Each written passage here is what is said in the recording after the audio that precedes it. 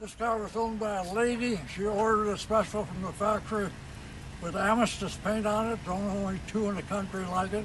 I'm not even sure the other one's in the country. It might be in Europe.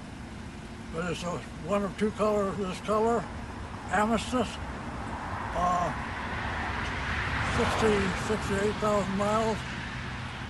And runs perfect. It's, air conditioner's blowing, the radio's working, everything in the car works. And there's two idiot lights that give our problems, okay? The leveling light, we changed all the units in the back and everything. The light still won't go out. I got a page from the dealer on it. And it just can't be found how to turn the light off, because it's a 30-year-old car.